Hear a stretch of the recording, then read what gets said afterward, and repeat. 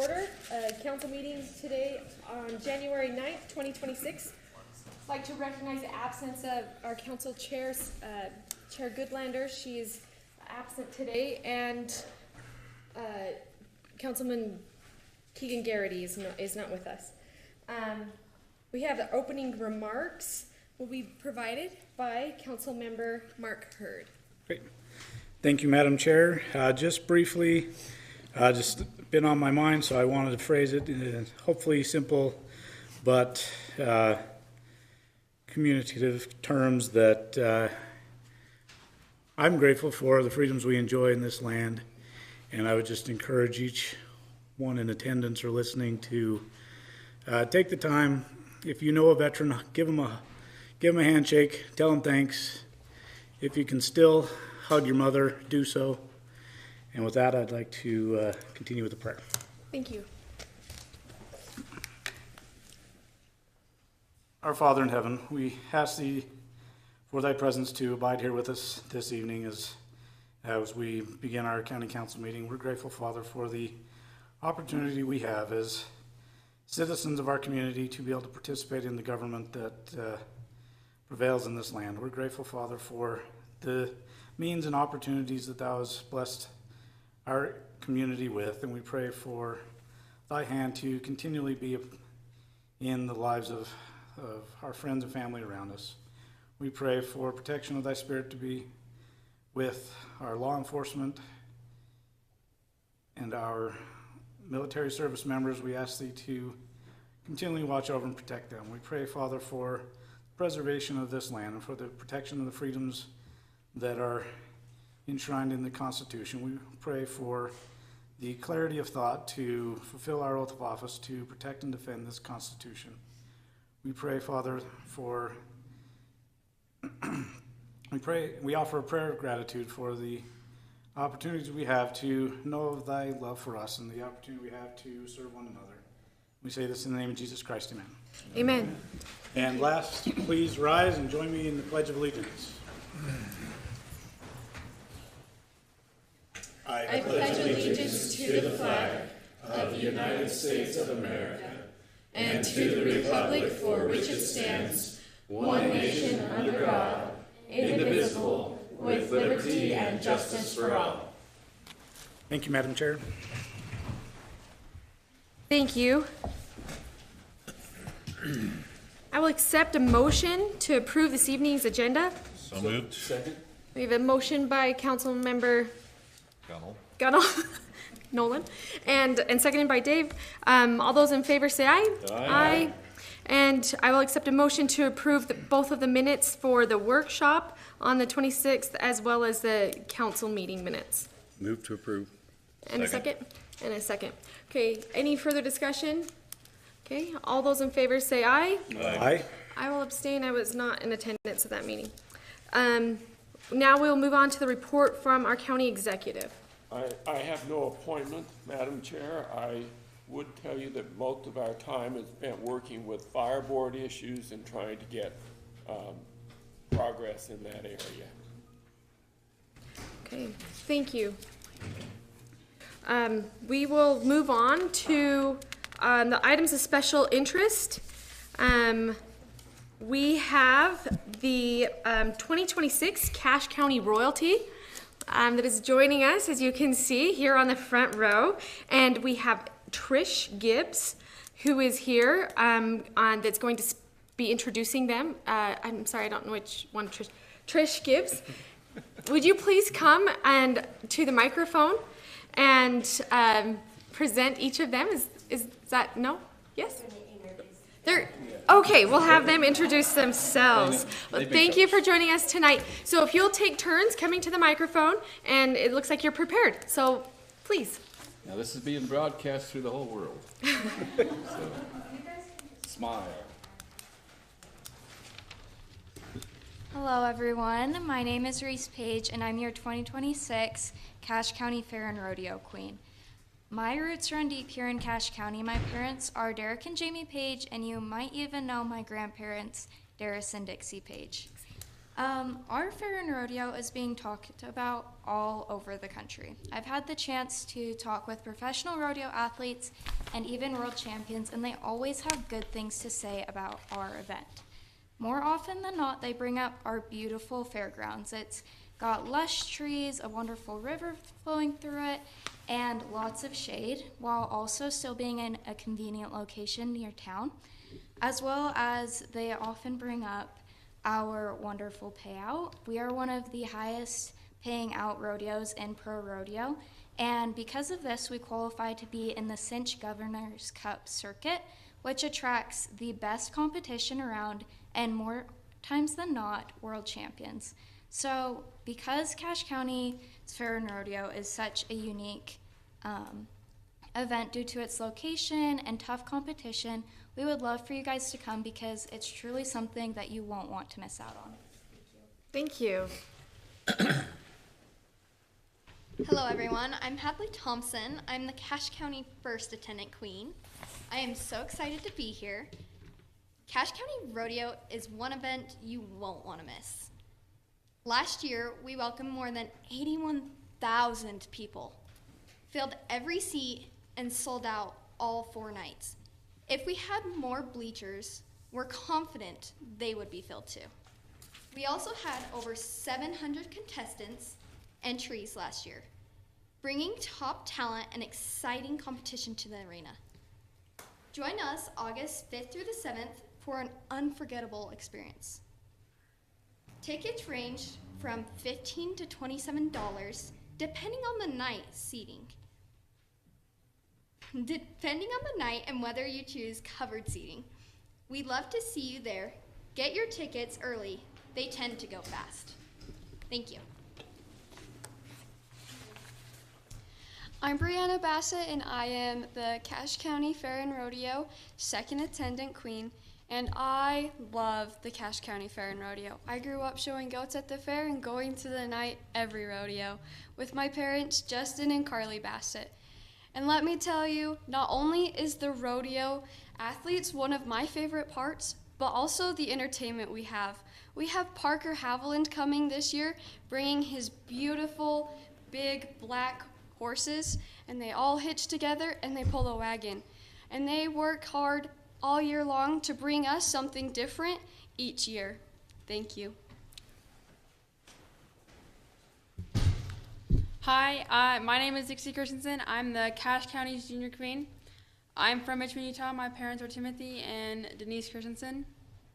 Because of our outstanding rodeo, livestock, vendors, and carnival, we were voted Best of Northern Utah's annual event this year, which will be the 6th time in a row. So you should come and enjoy the best week of the summer at the Cache County Fair and Rodeo. Thank you. Hello everyone, I'm Marley Hall, your Cache County 2026 princess. Being part of a royalty looks like representing our rodeo at rodeos and events in lots of areas, including Preston, Lewiston, and Hiram. It means waving to the crowd from Lewiston and Hiram. It means waving to the crowd from horseback and 4th of July parades, participating in buzz runs, being on the radio, thanking sponsors, and taking part in fun royalty photo shoots. Royalty members also help put on Cache County Fair and Rodeo itself, from carrying flags and moving cows to helping with the mutton busting, throwing prizes from the truck, and even signing autographs for little kids. It's a summer full of service, friendships, confidence, and unforgettable memories. We would love for you to come for you to come and experience our Queen Contest this next year on May 29th. Thank you. My name's Indiana Earl, and I'm the Cache County Junior Princess. My parents are Clay and Kaydon Earl. If you come to the Cache County Rodeo this year, you will see our specialty act, Jessica Blair Folks, riding her beautiful white horses, showing off her romaine riding and her trick riding skills. Thank you. Thank you. As a council, we have a proclamation. If it's okay, we'll read it to you right now. This is a proclamation recognizing and honoring the 2026 Cache County Rodeo Royalty. Whereas the Cache County Rodeo Royalty serve as the official public faces of Cache County, promoting our rich Western heritage and agricultural traditions throughout the community and the state of Utah. And whereas the members of the Royalty Court demonstrate outstanding leadership, exceptional poise, and elite horsemanship, serving as excellent role models for the youth of Cache Valley. And whereas their dedication and hard work significantly support the success and promotion of the annual Cache County Fair and Rodeo, bringing our community together. Now, therefore, be it resolved that the Cache County Council does hereby recognize and honor the members of the 2026 Cache County Rodeo Royalty Court: Reese Page, Cache County Rodeo Queen; Hadley Thompson, First Attendant; Brianna Bassett, Second Attendant; Dixie Christensen, Junior Queen; Marley Hall, Princess; Indiana Earl, Junior Princess, and thank them for their dedicated service, leadership, and excellent representation of Cache County throughout their tenure. I will accept a motion to approve the proclamation. So moved. Second. We've got everyone jumping at the bit. All those in favor say aye. Aye. Thank you so much for representing Cache County and for everything that you do with such poise. And would you rather do, ride a horse or come and talk to the county council?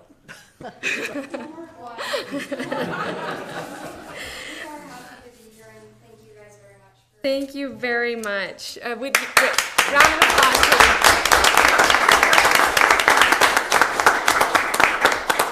Actually, right now, we would like to give the opportunity to have a photo op for the royalty and 2-minute recess for them to come and get a picture.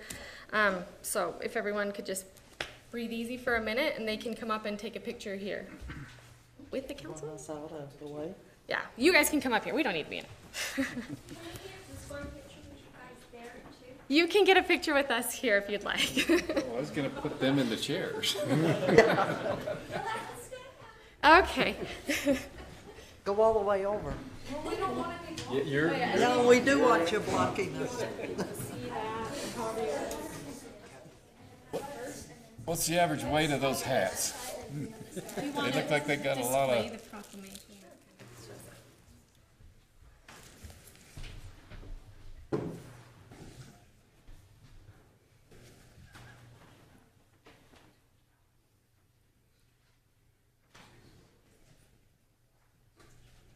A lot of proud moms out there.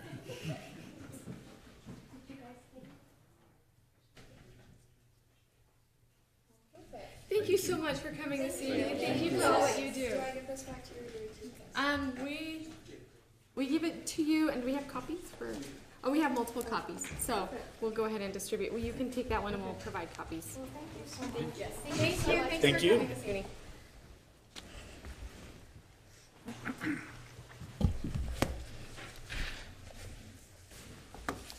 You're welcome to stay for the remainder of our meeting. You'll just love it.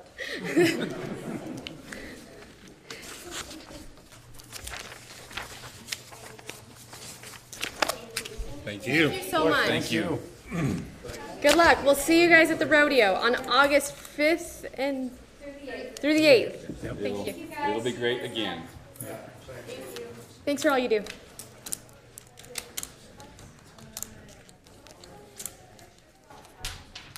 Oh, this meeting got a lot less sparkly.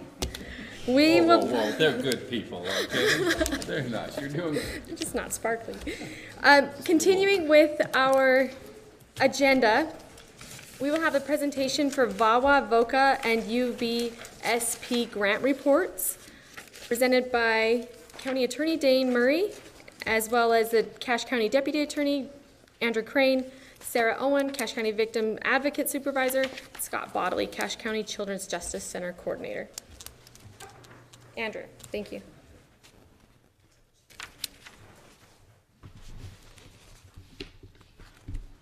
Andrew Crane with the County Attorney's Office. We'll give it a moment to get the slides pulled up. Part of the, as you're well aware, one of the requirements for the VAWA grant is to do a presentation to the council twice a year, basically. So this is part of that grant requirement. Next slide. Sure, you want me to do it.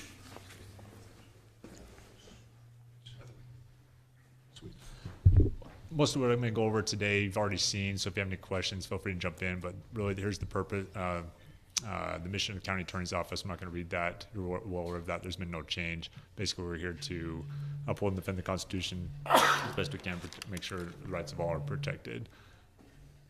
Going over the VAWA overview, essentially what we have, again, there's been no change to what we have going on. There are 3 SVU prosecutors. You have 1 in each district court. Myself, Josh Cohen, Mark Winkle, spread out among the judges there. There are also 2 of our investigators are on the ground as well, Nick and Nate. And so give a shout out to them. They've been very helpful for us in helping us follow up on cases. I've used them often, and they are an indispensable resource in getting follow up done on the cases. As far as the current grant year award that we are in, 2025, it's a 2-year cycle. Again, there hasn't been any changes to this. These are some of the requirements we have to do. Again, talk about we do semi-annual and annual reporting to UOVC, and we have to track our time and hours on with what we spend on the VAWA cases. That just, I guess, just a note for coming up next year, we'll be in the grant cycle again. I'm not sure what the funding will look like when it comes to going through this process again next year. I'm sure we'll have more discussions as that comes up, but given the track record with what's happened on the federal side of things, I would not be shocked if what is available, if we are granted anything, would be lower again as well. So just to give you a heads up on that. Just want to throw out some information on what we have reported. You'll see what we reported back in 2024 with the number of cases that were investigated by our investigators and cases received and reviewed by the prosecutors. You kind of see the differences there between 2024 and 2025. For the most part, everything has gone up. So it has been a busy time for us in the office with handling everything that we handle. So unless there are any questions, that is what I have, and I'll be followed by Sarah. Is there any reason to account for the domestic violence to have that dramatic of an increase? That was a big increase. I honestly don't know. It's just really ebbs and flows. Dane, I don't know if you have anything you want to share on that as well, but. I'm going to speak a little bit, and I think what I'm going to talk about will probably be, I didn't answer that right now, but. Okay, I will hold. Okay. Oh, thank you, Dane. Any other questions? Okay, thank you.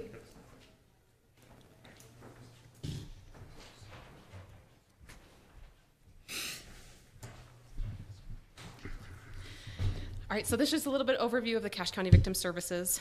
These are our 3 different funding sources.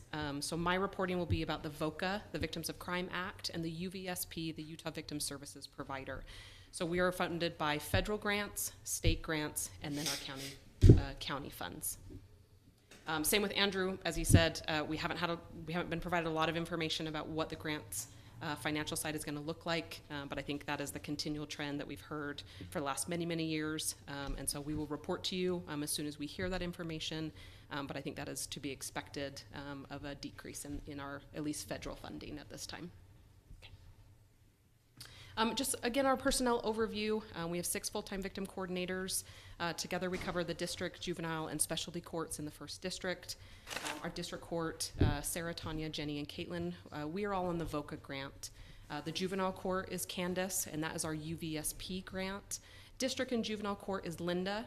She is our bilingual Spanish-speaking advocate.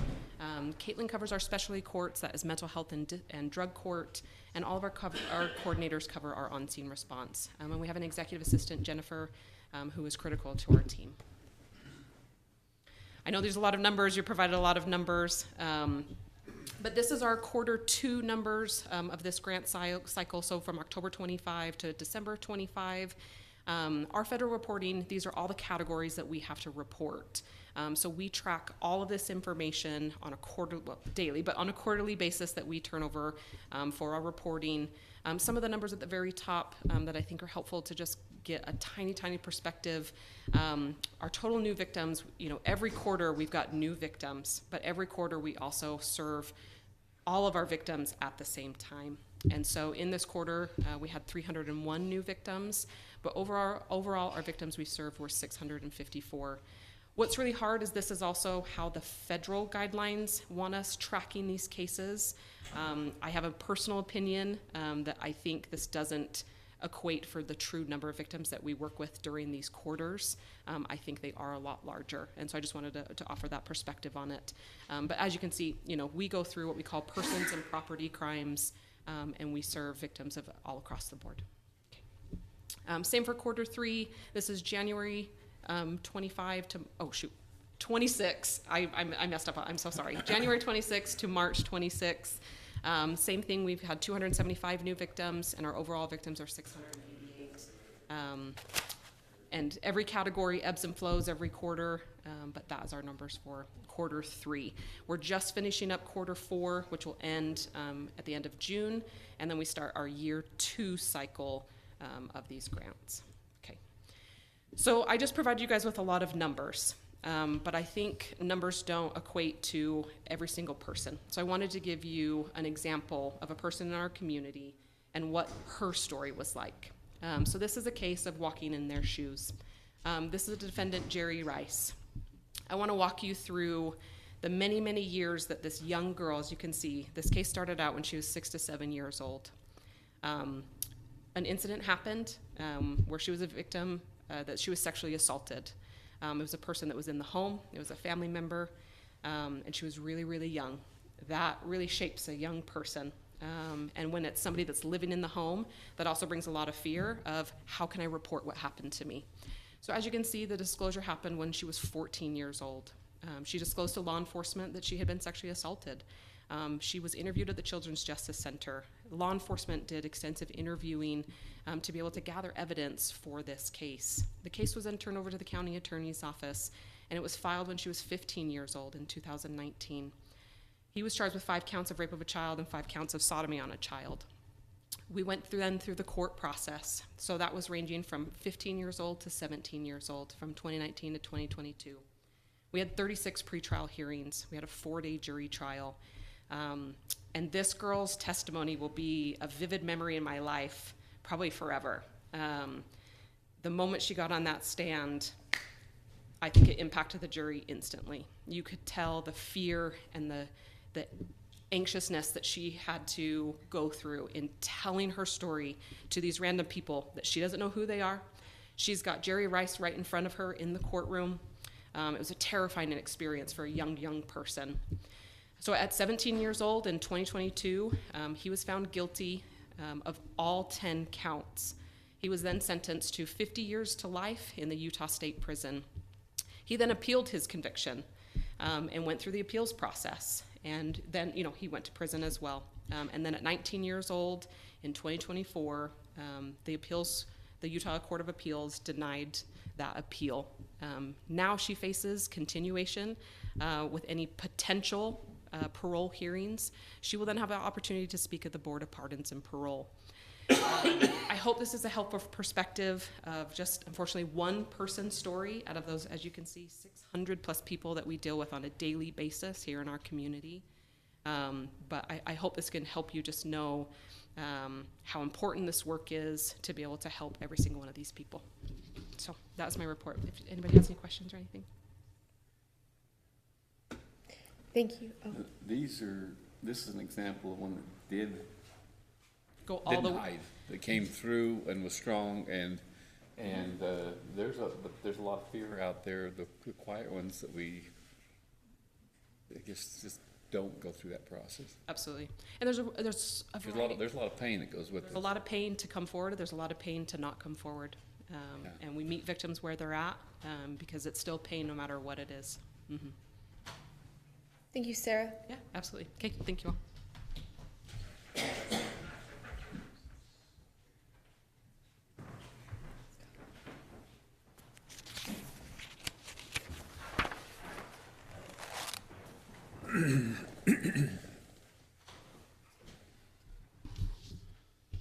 My name is Scott Bodley. I'm the director at the Cash Rich Children's Justice Center.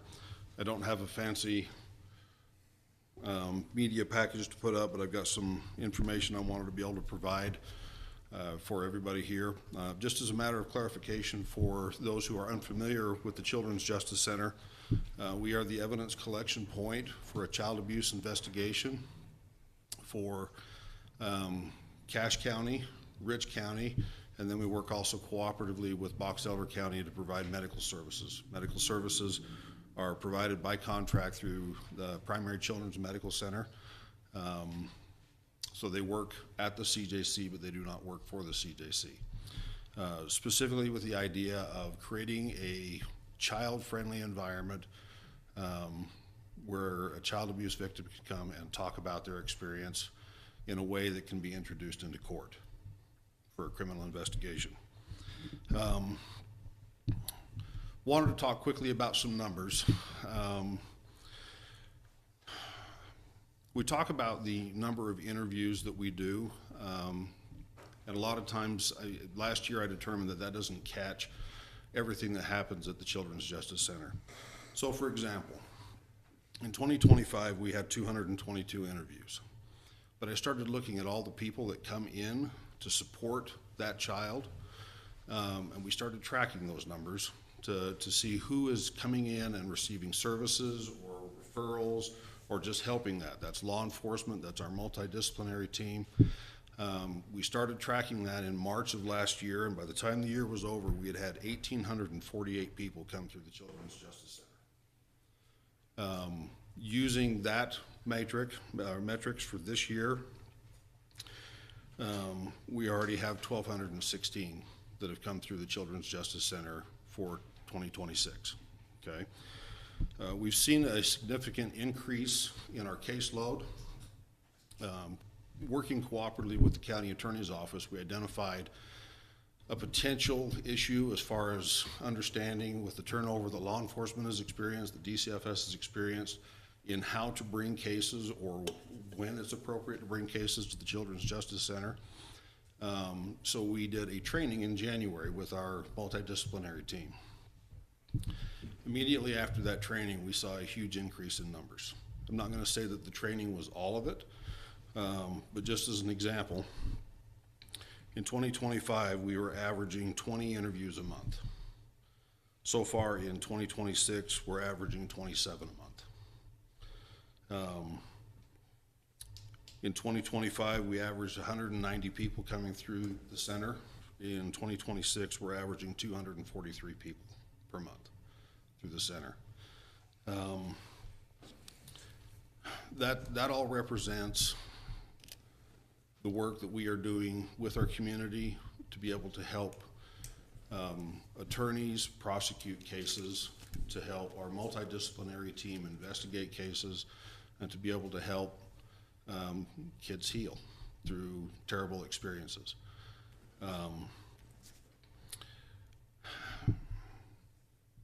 There's a lot of other numbers that we could talk about, but I don't want to take up all of the time, and I know that Dane has some things to present as well. So with that as a backdrop, I will entertain any questions if anybody has some.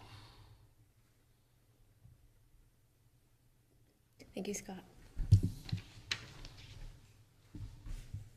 I do have something, but we are at time for our public hearings, so. I think we can go ahead and finish this, and then we'll move on to the public hearing. Thank you.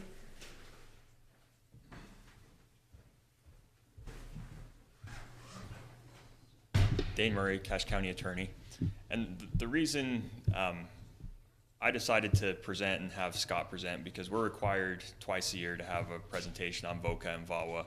But I thought that's a good time to just update the council, the executive, on what our office is working on, where we're at for the year. And in June just so happens to coincide with our number tracking cycle ending for the previous year. That's kind of an archaic, goes back to how we had rotated our special victims prosecutors in the past on a 3-year cycle. So we've tracked cases on a 3-year cycle. We had grant reporting that was due at the end of June, and so that's where we've tracked. So from June 1st of each year to the next year on May 31st.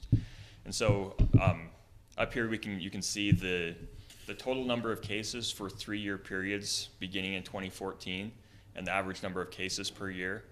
And then you see what we had for that same period in just 1 year in 2025, 2026. So we had 643 cases, which is our 3-year average from 2022 to 2025 was 410. Last year we were about 530. So we had a little more than 100 additional cases year over year. But over our 3-year average, we're almost at half in, more than half in 1 year of what our 3-year average, or 3-year total was. I think that, I guess that there's some good news in this. Our total number of cases submitted by law enforcement went down a pretty significant amount, from 3,029 in 2024 to 2025 to 2,659. So there is a decrease there, but there's an increase in our special victims cases, and that includes what's part of VAWA, but also includes our internet crimes against children. It includes our sex offender registry violations, elder abuse, all of those other person crimes that we categorize as special victims. And so I before I move on to this this next thing that we're working on, I just wanted to address the question that the co-chair asked. I think one of the reasons you're seeing our investigators numbers go up is because we have that resource, and law enforcement, when we're receiving that many cases, it means law enforcement's receiving that many cases and having to investigate prior to sending for prosecution. And you hear from our local agencies, from their victim, special victims investigators, and they are carrying caseloads that are about at the maximum that a investigator can handle. You talk to guys that were working 15 years ago who are now supervisors, and just saying everyone is at the maximum I ever had, and that's just how they're living their lives. And when you get to that point, luckily the county attorney's office has those VAWA investigators that's able to assist. And I think that's what we're seeing is our year-over-year caseload went up, and we've had a lot of turnover in law enforcement. There's a lot of younger investigators, and so we have 2 really experienced investigators in-house who are able to help be a force multiplier for our local law enforcement agencies. And I think that's a really good benefit that we're able to fund through the VAWA grant, to have those resources for all of our agencies, because that's something that touches every single citizen here potentially. They work with every agency in the county, from the sheriff's office to North Park and Smithfield and Logan City. And then I just wanted to give an update on something that our office is working on with CAPSA and our local law enforcement. We have what's called the Domestic Violence Response Team in Cache Valley, and it's a multidisciplinary team made up of law enforcement, prosecution, victim services, and our community-based organizations. We meet monthly and work on those relationships and how we respond to domestic violence. For the last year, Michaela Hansey from CAPSA and myself have been working on implementing what's called a domestic violence high-risk team. That's become the national standard for responding to domestic violence, and it's an evidence-based program developed by the Geiger Institute, which is a nationally recognized organization that started as a domestic violence shelter similar to CAPSA, and it expanded into research, and it's to identify the most dangerous cases of intimate partner violence in a community, and then come up with a coordinated response. And it's been shown by research that domestic violence homicides, not all of them, but a very good portion of them, are predictable and preventable using lethality assessment. In Utah, we use what's called the LAP. It's the just a lethality assessment protocol.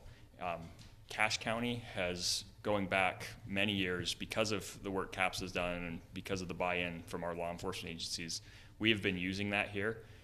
Just recently, it was mandated by the state that all law enforcement agencies in the state use that. But that's something that we've been on the forefront of long prior to being mandated.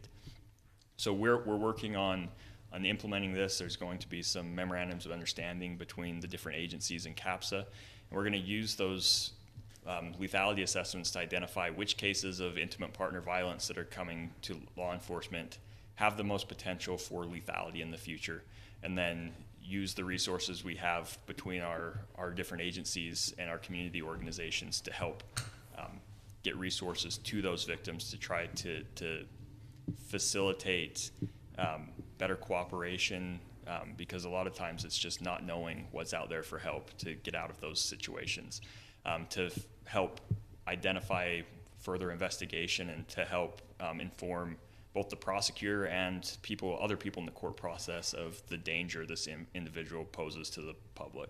And so that's something we're working on. Hopefully within the next few months, we've had meetings. We have a MOU that's almost ready to go out to the different agencies for their review. But I really think that's going to be have a big impact on how we respond to domestic violence in the community. And I think it's a testament to the relationships that we have. Just today we had the Northern Utah Conference to End Violence, which is co-sponsored by Utah State University and CAPSA, and that was a really great opportunity to see all those different groups come together. Sarah and I had an opportunity to speak on a panel at the end with Jill Anderson, who's the CEO of CAPSA, with Assistant Chief Hooley, and with the head of NewSafe, who does the sexual assault nurse exams in Cache County now. And we were able to talk about the relationships that have been built over years here and how that's benefiting victims in our community, and really that benefits our entire community, because at any given time someone could end up, this doesn't just limit itself to certain groups of individuals. Anyone could end up being a victim or knowing someone who's been victimized and needs the help of CAPSA or need the help of law enforcement or the county attorney's office or any of those other organizations. And I think we all should be proud that our community has come together over the years and built such an effective program here in the Valley. Do you have any questions for me about our department in general? It was alluded that as the possible decrease in federal funding, are we going to make that up to be able to keep up with this pace? Load. And I hope that we don't lose that federal funding, but I think that's the reality that we're in, and there's going to have to be tough decisions to be made, whether it's what level of service can we continue offering the public, or I think that's something that's going to all throughout the country. It's been a real benefit to have some of those federal grants to help victim services and prosecution, because those are and law enforcement agencies also receive those funds. And so as those federal funds dry up, it really pushes burdens back onto the communities. I hope that they don't, especially, I'll speak to VOCA specifically that funds our victim services. That's one that I really hate to see dry up, because it's not coming from taxpayer dollars, it's coming from fines from federal defendants and from seizures. And so that's one that it just really is unfortunate that that's drying up, and it's just the nature of how sentences and things are going these days. But those are going to be tough discussions that are going to have to be had, because that's the reality. You look at statewide, our domestic violence numbers across the state have been increasing consistently at about a 3% rate, on top of just the natural gain from population growth. And Cache Valley hasn't been immune to that. I appreciate you bringing that information up right now, that we can keep talking about it. That's something that, unfortunately, with how the federal fiscal years line up and where the state lines up, it puts the county in tough positions sometimes to not know what we're going to have as far as funding until partway through a year. Yeah. Anything additional for the attorney? Thank you for all the departments that spoke today, for all you do to bring justice and advocate for the victims that we have here in our community. Thank you very much. Heavy stuff that you deal with. We are past the hour for the public hearing, so we'll move on to the item number 7 on our agenda, and that is the public hearings that we have for 3 different public hearings. We'll start with the Wellsville Safe Storage 2 rezone. We'll get some background. Thank you.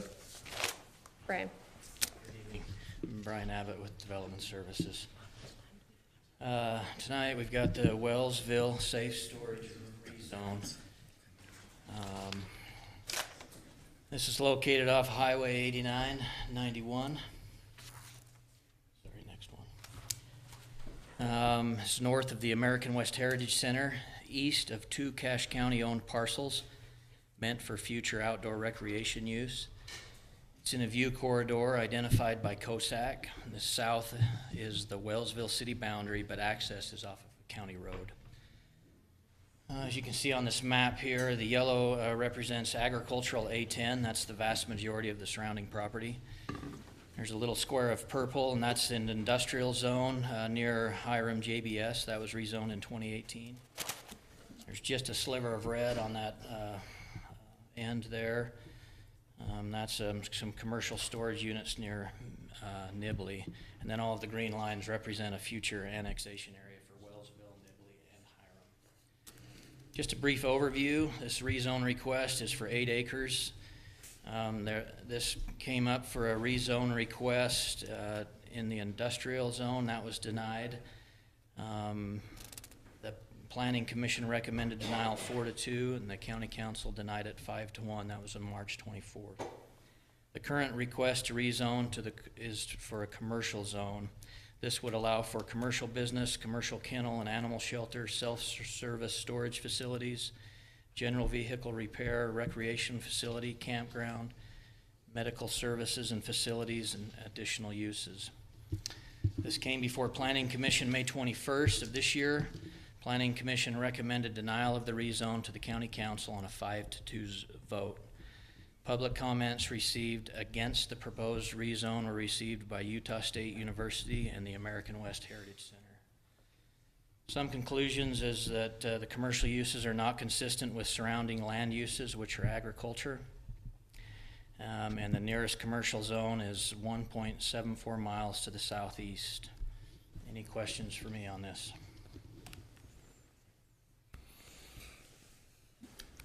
After the public hearing. Thank you. Okay, we will now open the public hearing for ordinance 2026-30, Wellsville Safe Storage 2 rezone. We will keep the comments to 2 minutes. Andrew will have running stopwatch there, and we ask that you bring new comments. If something that you were going to say has already been stated, just new comments with each comment, please, and be civil in your comments, please. And it is now open, and come and state your name and your address at the microphone, or city you live in. City you live in, excuse me.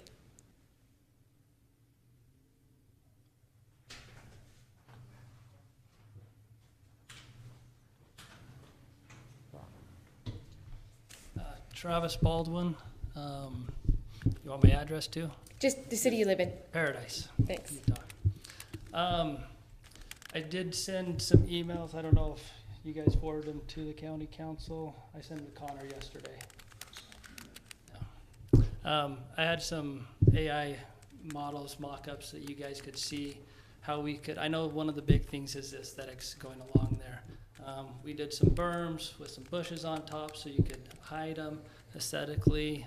You could put some river rock in there with the berm and then put some trees on it so that way you can match that surrounding landscape. And then we can color the storage units a light brown or whatever, or a cream color to match the wheat fields, or the alfalfa fields. We could do green and light green to match those surrounding areas.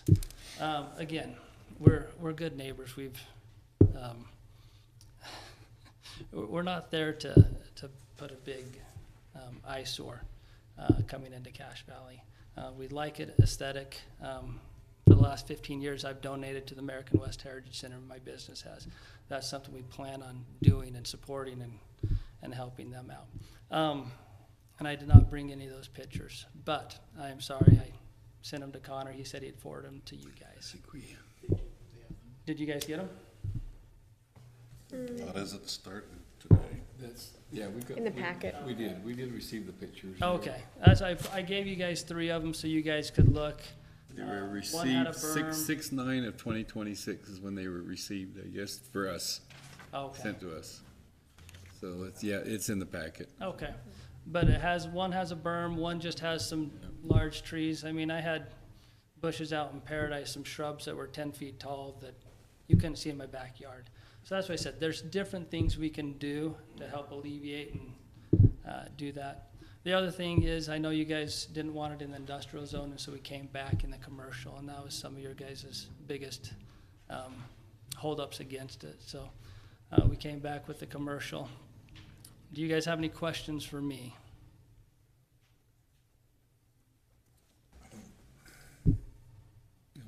Okay, thank you guys.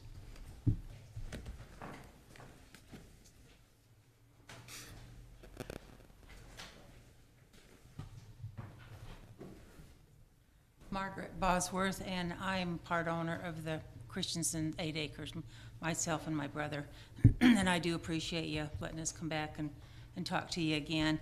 And just in the meetings that I've been to and that, in the last meeting, there was a gentleman from the American West says that it was never approached to buy it. And I mean, if that's what he found, that's fine. They've never approached us on buying it when they did buy the 2 prior west pieces that borders ours at that time. Utah State, as far as I know, talking to my brother, have not approached him on buying it. And it really wouldn't be any difference if either one of them did. We would want to know what would go on that property as we are concerned, just what it looks like, what it benefits, and the looks of it, that we would want it to be nice depending on whoever bought it. The only thing, my big concern is, I think you need to really consider property owners' rights. And when you are a landowner, I love Wellsville and everything too, and coming into the valley and everything also. But I think you need to look at property owners, the rights, and lost revenue for our family and what we want to do with that piece of ground, whether now or down the road. And I guess that's all I've got to say. Is there any questions for me?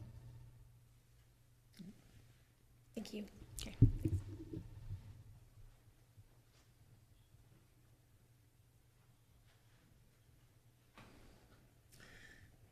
Move to close the public hearing.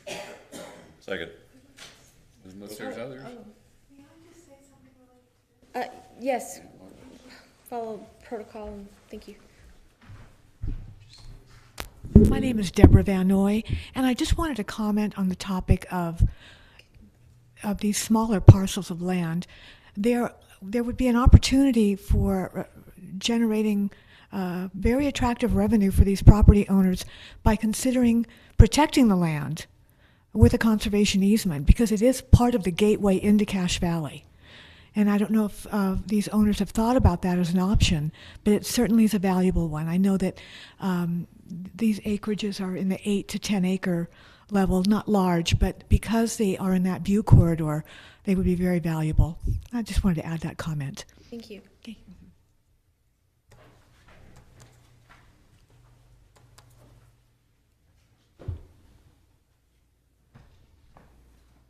Mike Baldwin. I'm from Wellsville. There, I just live a couple miles from that spot. And yeah, we did put it back to you guys. I appreciate you taking another look at this, and I do appreciate the open space. And I've worked with some conservation easements in the past with my father's land, and it has worked out. But this is a smaller one. The amount of revenue you can generate with that is limited compared to what you can do for the Bosworth and Christensen family. And they're the ones that came to us because we had another project that they were working on, their son, and said, hey, we'd love to have that on our property here. I said, let's take a look and see if we can make this work for you. And so that's how it came together. For me, it's just in residents of Wellsville, just like me, that are around there. There's nowhere to go. that isn't already full near us. We went through the planning and zoning, and again, the gentleman that we might compete with out in Mendon on that corridor coming in, this is another open space corridor coming in on the west side of the valley that has storage sheds, again, voted and didn't recuse himself of that either, which was unfortunate, where it's a conflict of interest on that. And so, but they did speak out, several of them, about the property rights on the Planning and Zoning Commission as well that voted for it. So that's something to consider. That her family has, is being able to generate that income. They have a farm down below there. This is a piece that they can't farm without leasing it out to somebody else to try to do that. So it limits the income that they can get just off the leasing rights, not generating it with their own. So, any questions? So I have a question. So you're the developer? You're not the owner of the property, No, right? no, She's the owner. the and you're Boswells the are. developer, right? Yes, they came to us, and we had a project there, and where I was in Wellsville as well, and I have another business in Wellsville there that we just built. She wanted some help in being able to put something together where they didn't know how to do it on their own, and so that's why we said, instead of us just buying the piece from you, let's invest together on that, so it doesn't just, you know, profit me or another partner, that it helps their family as well long term, and that's a fit that worked for them. Thank you. You bet.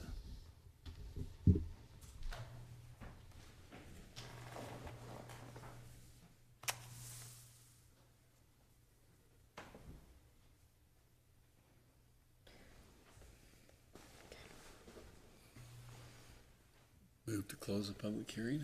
Any- Unless there's others. Okay, any further discussion? No? All those in favor say aye. Aye.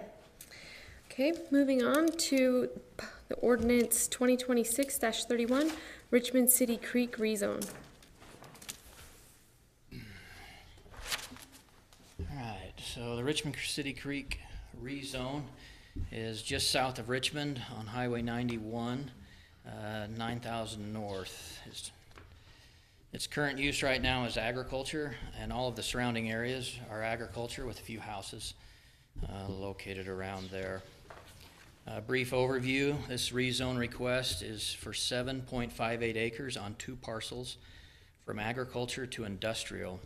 The nearest industrial zone is to the north, 0.38 acres, was Lauer Foods. That rezone was approved earlier this year. The industrial zone would allow for storage and warehousing, self-storage facilities, transport services, general vehicle repair, crematorium, and some other uses. This came before the Planning Commission also on May 21st of this year. Planning Commission recommended approval of the rezone to the County Council 7-0. Their conclusions: the property is consistent with the industrial zone. The nearest parcel zoned industrial is just north of the subject property. Richmond City provided comment that they have no issues with this rezone. Thank you, Brian. Same guidelines as the previous public hearing. Please step to the podium, state your name and the city you reside, and keep your comments to about 2 minutes, please.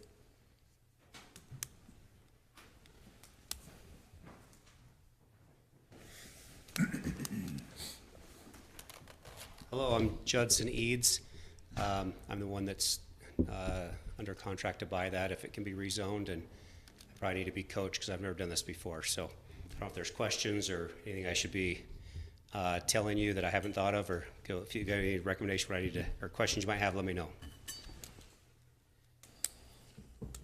I've heard it, so I'm good, so. I was As far in as planning and public zoning. hearing goes, no questions. Yeah, Public hearing, so. yeah. Not a data center. Not a data center. That's what I want to do with not a data center. I don't know. I don't really have any questions. Do you have questions of what to do with it? Is that something I should answer? You What can. are you gonna do with it? I own Adrenaline Industries, and we build expedition trucks, which are like off-road motorhomes. Cool. Any other questions for proponent? No, I've got some for Brian. Okay. Good. We're good, thanks.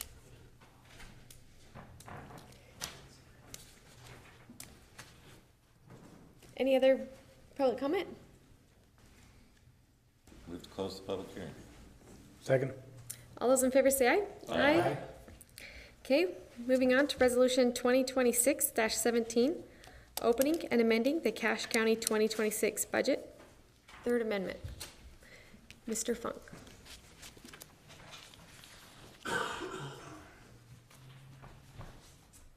Matthew Funk, Cache County Auditor. This budget opening is for the second quarter. We have these each quarter. This budget amendment would allow us to proceed with booking about $1 million of revenue. Most of that would be intergovernmental revenue or the grants and what have you. Expenditures in this opening would be $6.3 million. At least $4 million of that would be funded by RAPS. So, and would adjust fund balances down by $5.2 million. Again, that's mostly RAPS. It would actually increase the fund balance in the general fund by $177,000. Thank you.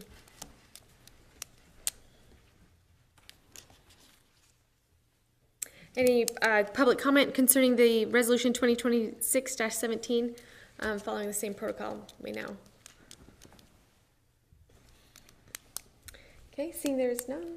Move to close the public hearing. Second. All those in favor say aye. Aye. Aye. Okay, thank you. Item number 8, we'll move on to initial proposals for consideration of action. And 8A is ordinance 2026-30 Wellsville Safe Storage 2 rezone. Brian, if we could have you, I think there's some additional questions for you, if you don't mind.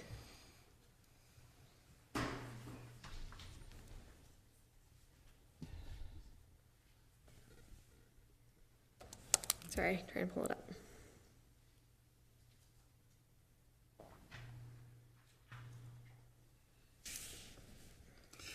The road that passes this, it is a minor local road. Yeah, and the county owns that right now. And industrial and commercial are not allowed? One of their conditions, if approved, would be to upgrade that road. At the cost, that'd be their cost? Developer's cost, yes.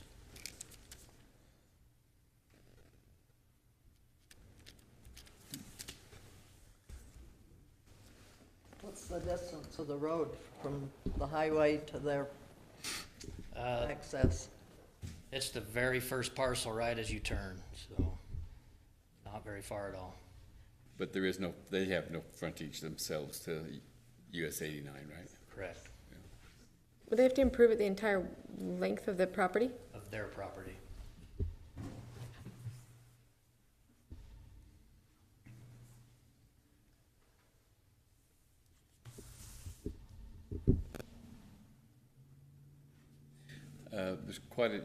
There is quite a distance between there and other commercial properties. I noticed. In the county, yeah, about county? Just under 2 miles to the next one. 1.67. Yeah. And all those properties, do they have frontage to US 89 that are zone commercial?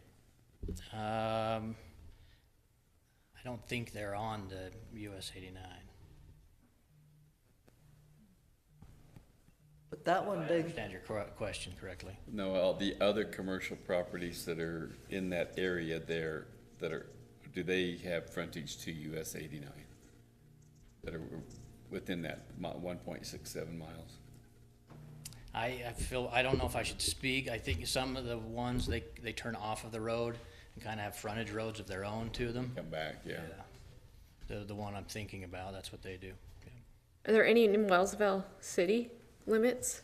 Yeah, the pallets I don't know what their name, there's a pallet company that just got put in. That's the one that That's the big one. comes in and then kind of has their own frontage road off of the highway. And that's incorporated? Yeah, And how far away is that? it's close. Just across the highway? Yep. About, yeah. And is that industrial or is that commercial in there? Wellsville City, so I'm So not it's sure what different. they did. They have different zoning. Okay, it's pretty big. Has there been any reported safety issues? I know the I know when there's events that come out of and utilize that road to get out of the events that are at the American West Heritage, it's quite a safety concern. There's a lot of them that refuse to turn left there.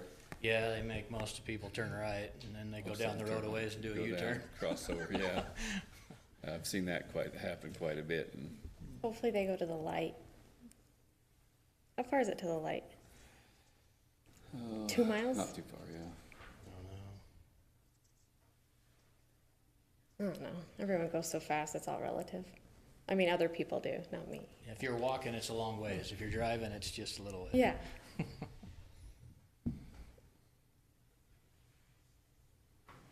And I should have asked you while you were up here, did you try to incorporate into Wellsville where you are adjacent to Wellsville? We have not yet. Okay. Because it is adjacent to Wellsville City, correct? Correct. Where it was in the county, we Just want went to. to the county. Okay. But what's the distance between that property and Wellsville City, though? Annexed. Across the street. It's right You against could it. have Across annexed. the street. Yeah, America West Heritage Center is in Wellsville City. Oh, across the small road. The front. Oh, across the little road. To the south. Not the highway. And across the highway. Anything south, like you said, you can see it up there, that's Wellsville City. Oh, yeah, And they okay. have commercial just right across the street. And Gotcha. We do not have frontage on 8991. Like you implied, we have to go back. Off on that, whatever that road is called. Yeah, we don't have frontage on 89. Okay. So the entryway would be on that minor road. And as you pointed out, it is a minor road, but it did take on 8 to 10,000 people just in the last month that went there. So for it to be a minor road, it's definitely the most traveled minor road in the county. Classified as a minor road.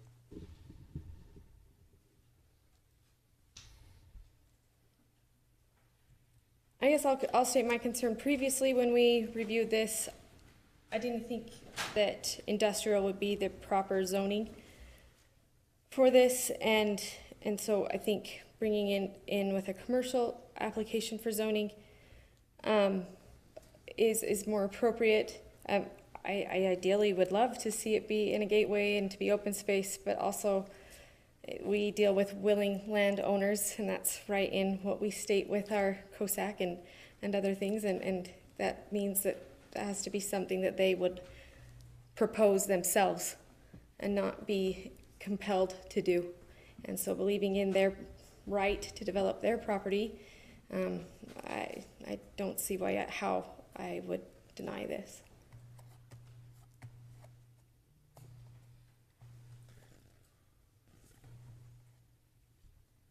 I kind of like the idea that they did switch from industrial to commercial, and they're so close to commercial in Wellsville City, too. That makes it a lot better to me, because I know probably America West Heritage is that zoned agriculture? But it's very commercial. Even if it is agriculture. 2 weeks out of the year it is, huh? Yeah. Well, they do it. Yeah, they do. They have a year-round program. They do, they do. It just seems it really does seem so different right in the middle of all that agriculture area. I know it would have an effect, no matter how much you tried to hide it, it would stand out in just approaching that whole area right there. They're trying to make that a heritage area, and I worry that it would be, to me, it would be somewhat blighted bringing in a business right next to all of that. So. Well, what I noticed coming through there is all the buildings from Utah State, all their agriculture things. There's a lot of buildings. I mean, a lot of agriculture buildings. Well, they're classed agriculture, but they're still buildings, with big red roofs. Utah is like a 25 Pallets of Utah is like 20,000 square foot building across the street. Yeah. I mean, it's massive. So I think the view is really kind of already taken up with buildings. That's what I noticed coming through there. Well, it's initial, so it's up to, Yeah, we can continue the motion. I can't make a motion. Continue. Do you have to change the rules or any of that? We can continue it and take action on next meeting, or we can take an action today. Either way. It's the first time that we're seeing it, so we can just go straight. We can do it next meeting as well. The rules would need to be suspended. Yeah. If we were to take action today, we'd suspend that's what I rules. was Sorry, asking. excuse me. Yes. Sorry. Thank you, Dane. Well, it seems like they've been coming. We've continued and continued already, but if you think you need more information, or shall I make a motion? Suspend the rules and make a motion that we accept the rezone of Wellsville too. That's how I feel about it. Of ordinance 2026-30. Yeah. Okay, we have a motion made by Joanne. Is there a second? I'll second. Okay. Do we have any further discussion on the motion on the floor? This is a tough one. Just north of there is property for sale on both sides of the highway. I love the idea of open space, and I love the idea of vistas and corridors, but at the same time, I love the idea of property rights. I've wrestled with this, but I have a problem, we've got a letter here, I got emails during the week of not wanting it there, but I have a hard time saying that we're putting this coverage on this property and not giving property owners say-so of what goes on this coverage as far as an open vista and everything else. I love the open vistas. I have ground of my own I want to keep open, but we got growth, so. And I want to support the planning and zoning, but there was a great debate in planning and zoning, and I'm going to side with the two of the planning and zoning who denied this, and I'm going to agree with what Joanne has proposed here. The executive, yes. You're suspending your rules to vote on it. It's a major issue. I wonder if you shouldn't have a full quorum to dispose of this issue. Noted, thank you. Raise that question for you. Thank you. It's a good point. Commission or council members, what are your thoughts of what the executive said? there is a motion on the floor. There is a but- motion on the floor. so, We need to vote on the motion on the floor. All those in favor say aye. Aye. Any opposed? Nay. Motion prevails. Okay, moving on, we will go to ordinance 2026-31, Richmond City Creek rezone. Thanks, Brian, you just were planted there for a minute. Yeah, it's all right. Questions? Questions? It's adjacent to industrial. Yeah, Lowers is just to the north of it, a couple of fields. Yeah. Oh, a couple of fields, so it's not. 1.38 miles. 1.38 miles, so we're in a similar. 0.38. Oh, 0.38, oh. Is there only one point of access? It'll be on, I think that's 9,000 north. I call it Whiskey Lane my whole life. I just, looking at the maps, it didn't look like it came over. It won't come off of the highway, the access to this property. Yeah, I was gonna say UDOT will have a, I don't think they want to tackle UDOT. 9,000 Wants to tackle UDOT. 9,000 north. So that's where their access then will be. Yep.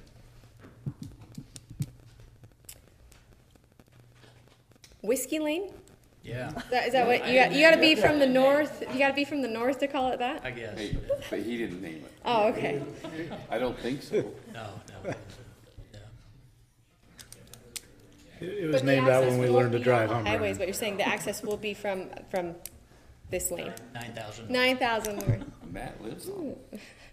Oh, Matt Funk lives on that. Oh, okay. Might have named He it. might have named it. How it's coming together, isn't it? Back in Prohibition. Okay, is there any further questions that we have? Or any action that we want to take this evening? I would move to suspend the rules and pass ordinance 2026-31. Second. We'll take Nolan, second by Nolan. Any further discussion?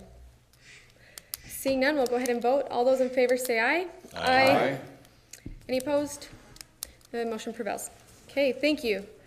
Now we will move to the resolution providing round one approval of 2026-19, providing round one approval to the Birch Canyon Weed and Seed Co-op open space application. That one was a tongue twister. Oh, Brian, sorry you sat down. Oh no, Chris, excuse me, Chris is here. Chris was on a couch. Thanks, Chris. Thank you. Thanks for having us.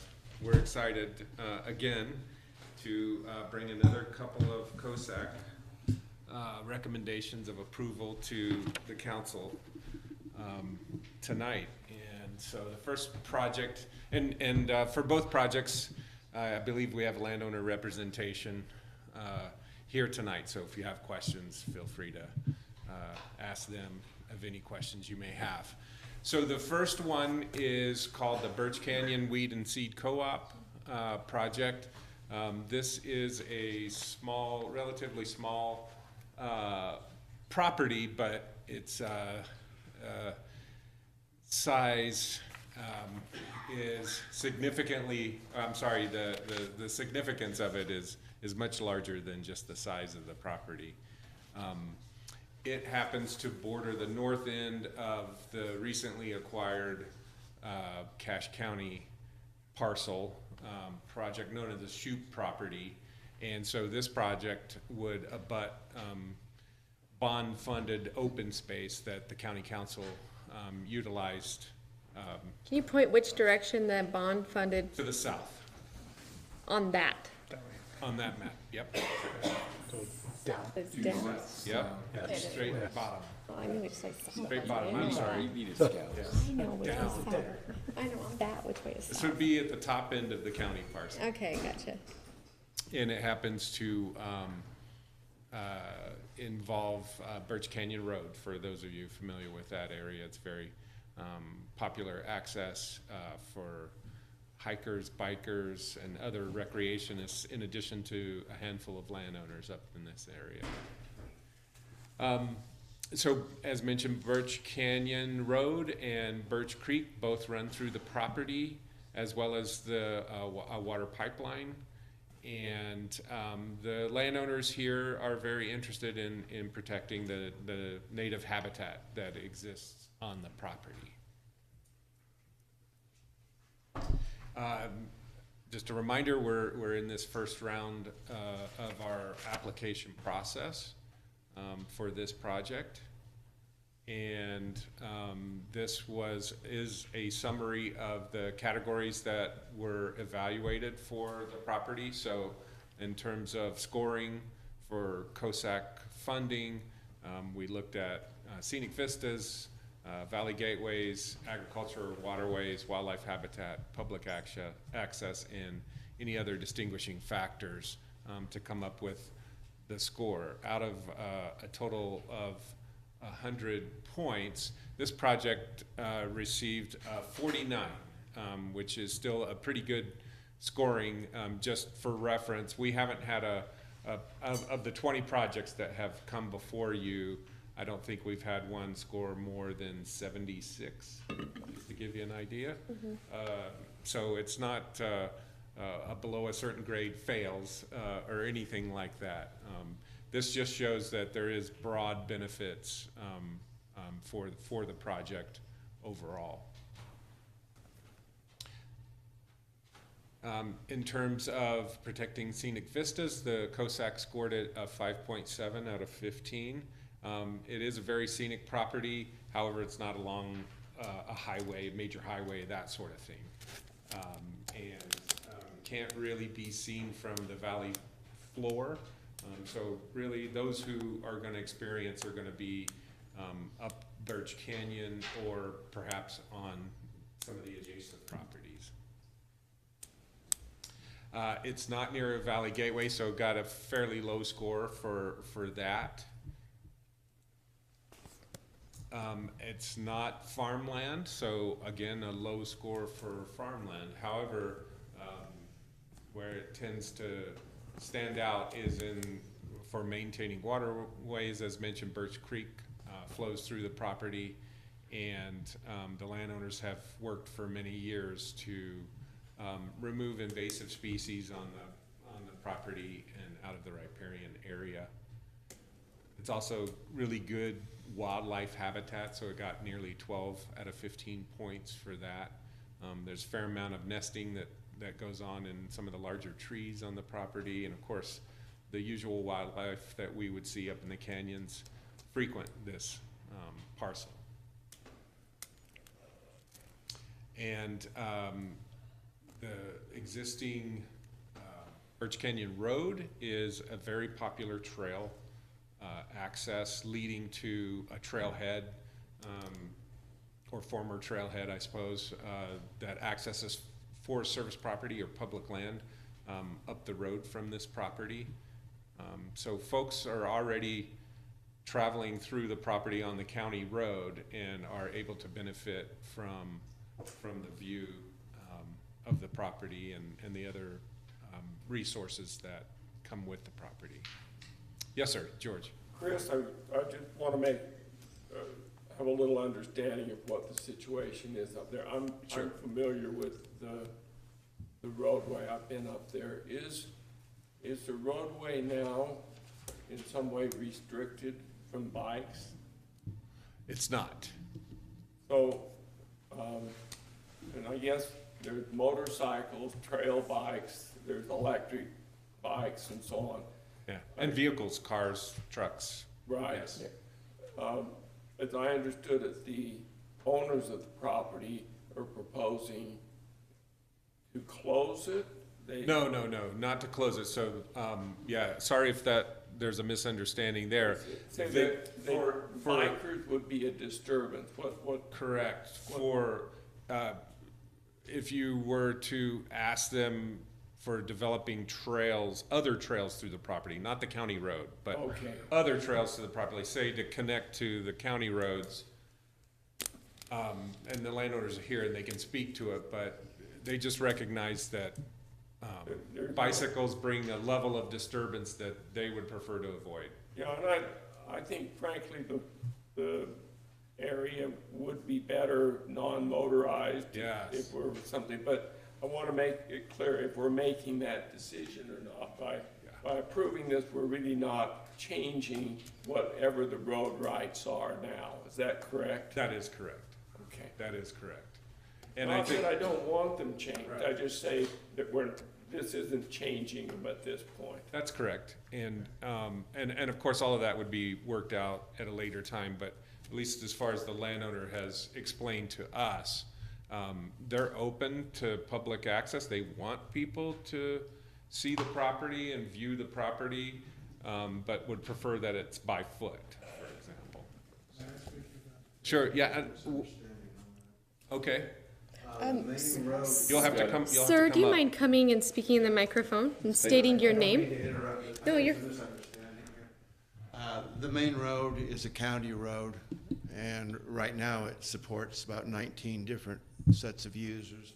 Some go slow, horses, families, walkers, some go fast.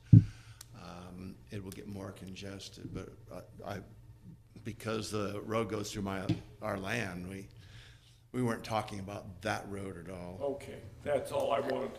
And sir, will you state your name just for the record? No, you're fine. K.O. Robertson, and this is Beth Callinger, my wife. Thank you. Thank you, K.O. Okay. And then some of the distinguishing factors, primarily, you know, just recognizing that it's adjacent to an existing bond purchased land, and with that provides potentially a connection to Birch Canyon from the county land. So think about that and the opportunities there. We see an opportunity. So next steps would be to request your approval for round one, so we can move on to round two and get more specifics as far as what the landowner would like to see in terms of a project and project funding. So, other questions we can answer on this one for now? Another question. This one's a little bit different than what we've seen on the other open space ones. So who would be a partner in funding on this? Can you give me an example? It's going to be limited because it's a small parcel, you know, just from our work with you on the workshop. It's not going to attract NRCS funding necessarily, or Lee Ray McAllister. They want to emphasize agricultural land. So potential funding sources is one thing. A potential funding source and or easement holder in this case could be, for example, like the Division of Wildlife Resources. Or as we talked, you know, is this one of the projects that the county could potentially be the easement holder, if you agreed that would be a good thing. So Potentially a municipality. could be a municipality, could be a nonprofit organization also. So there are other options. It's just not likely to attract much in the way of funding, and so I think that's really the kinds of things that we'll dig into detail on in round two and get those things figured out. I would tell you that I think there's significant support in Smithfield City for this project. This is a really beautiful canyon. I recognize the landowner's not putting a restriction on the county road, but we may choose to do that, and how to enhance this area, but in connection with our Shoup property, this is a real important parcel, and I would think that we would want to do everything to encourage this project. I recognize years ago when we were working on this as establishing a county road, Smithfield City was vitally interested, but it wasn't. There was still an open discussion about what kind of use ought to be, but citizens enjoy walking up Birch Canyon. Just a lovely place. Yeah. I think this is one of those unique projects, right, that we were talking about earlier. It's not going to fit the mold of most of the other projects that we're going to bring to you, so we may need to be creative. I know that the landowners have expressed, you know, that the financials of it is not the driving factor for them. They just really want to see this project conserved, or this land conserved. It mentions there that the Bonneville Shoreline Trail, does it actually propose that, is it going to traverse this property, or is it near this property? Nearby, I think there's potential connections that could be made in the future to the Bonneville Shoreline Trail, but it's not necessarily on this property. But that does not restrict. That's right. That, you know, bicycles are allowed on that. True. So. That's right. That might be an issue then. Yeah, but you know, you can, as the landowner on your property, you can allocate an easement or a trail for Bonneville Shoreline Trail for all the uses. You could also have a trail that tears off of that maybe comes into this canyon that is more restricted. So I think that is possible.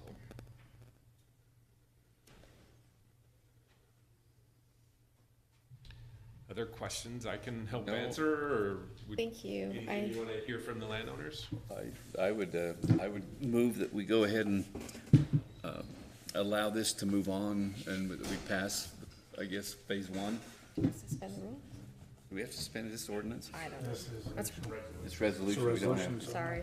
And so, we go ahead and pass this and send it on to continue its process, and I think it's gonna be an evolution as we go, because it is a unique 5.5 acre smaller parcel. We'll have to learn as we go. I'd second that motion. Okay, thank you. We have a motion on the floor. Any further discussion? Seeing none, we'll vote. All those in favor say aye. Aye. Thank you. It passes. Council, I ask for your forgiveness. I inadvertently skipped C on our 8C.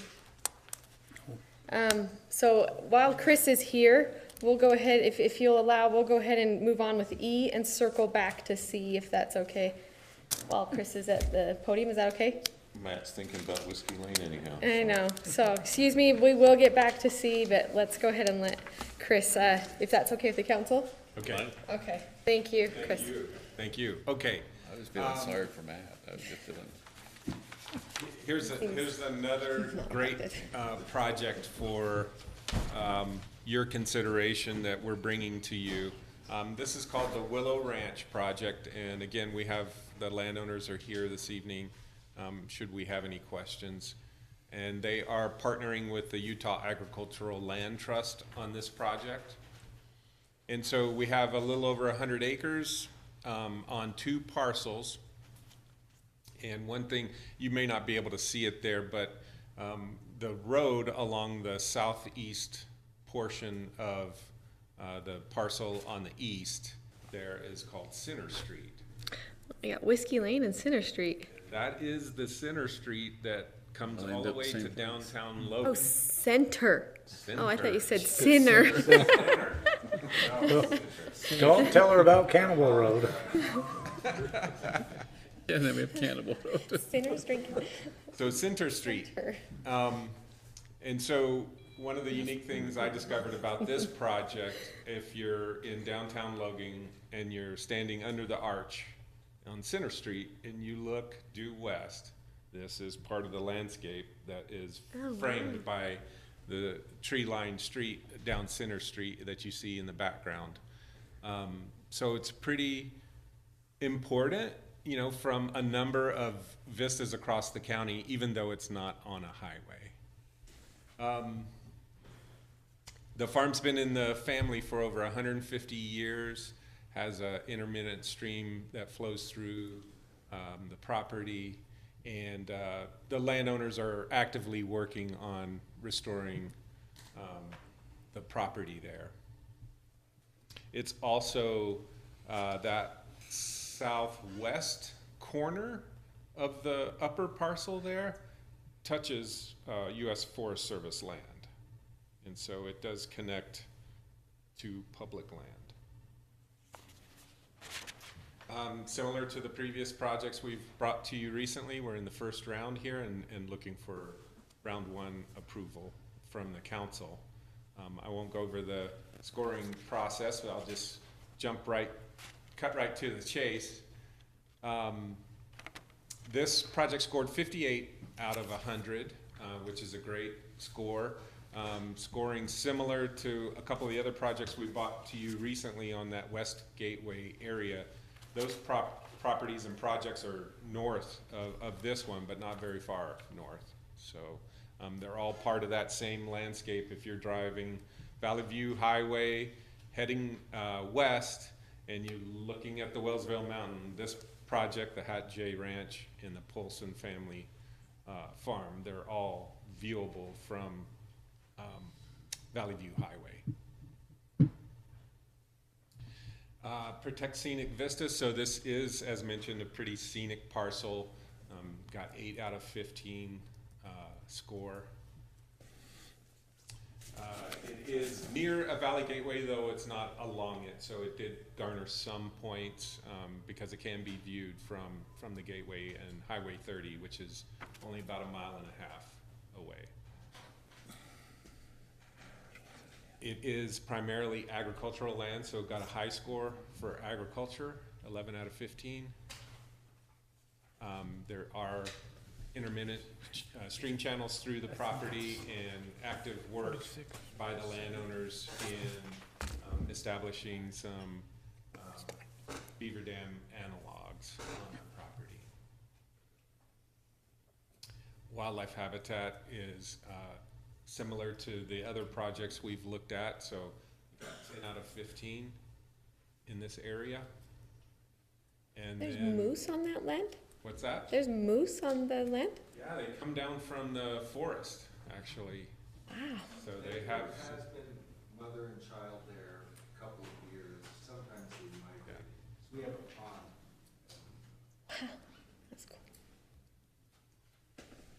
cool. The landowners are willing to consider public access, and one of the interesting things about it is that along the western boundary there is a prescriptive easement to allow access to the Forest Service. So there's ranchers that use that as an access if they're bringing their livestock through the area to the adjacent parcels or onto Forest Service property. It doesn't have a great connection to a public road necessarily, but in the future, as this part of the valley continues to grow and develop, then there could be an opportunity to make that connection to the property via public access. And then lastly, distinguishing factors, just a few items. The importance of the open space, it's sort of the backdrop to some important views in the valley, and it's near the Valley Gateway.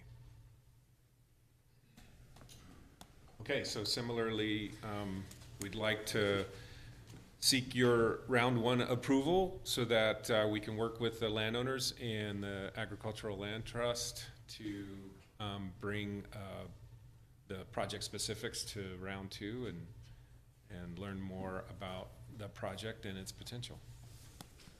Any questions I can help answer? Or? I would move that we pass resolution 2026-20 for the Willow Ranch open space application and move it on to providing round one approval. Second. Okay, thank you. Any discussion? All those in favor say aye. Aye. Aye. Okay. Thank you, Chris. Thank you so much. And thank you. Thank you for coming. Okay. We're going to circle back to item C. Thank you, Matt.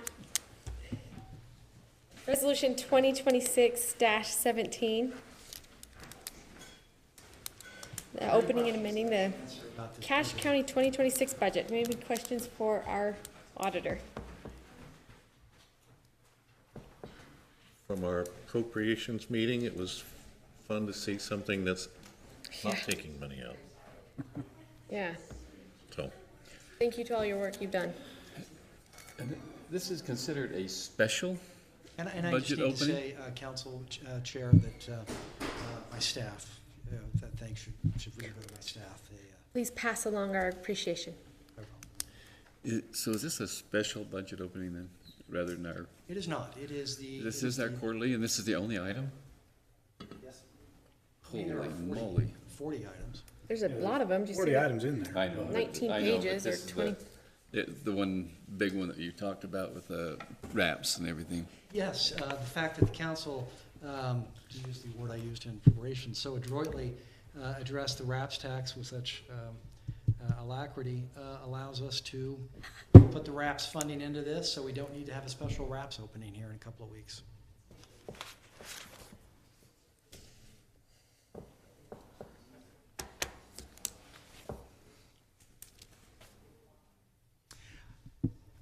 While you're thinking, I would note there's a big airport capital project in this, but the FAA is paying for 95% of it.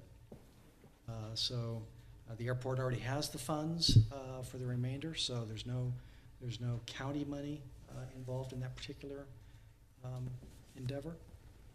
Has that project been solidified by FAA? Is Yes. it for sure? Okay.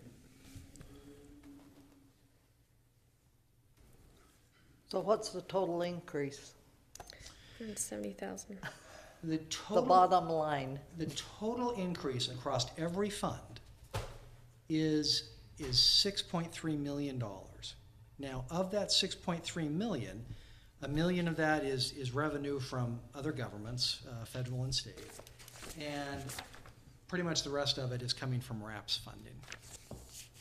So in fact, it's because we have RAPS funding now, we are able to go back and decrease the amount of funds that we were going to expend from the general fund. And so we're actually putting $177,000 back into the general fund. That's exciting.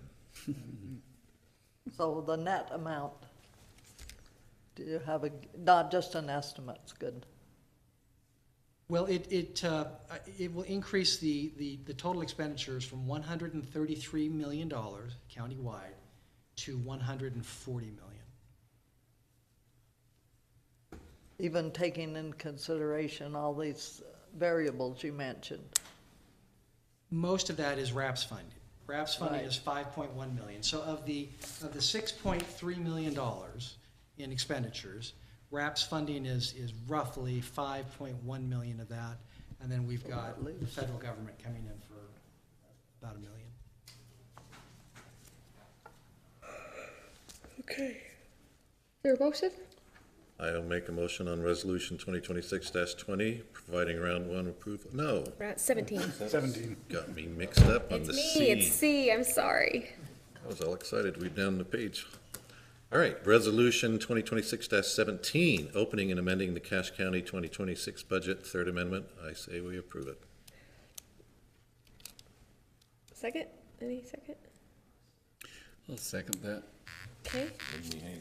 Thank you, thank you. Further discussion? All those in favor say aye. Aye. Thank you. Thanks, Matt. Pending items. A.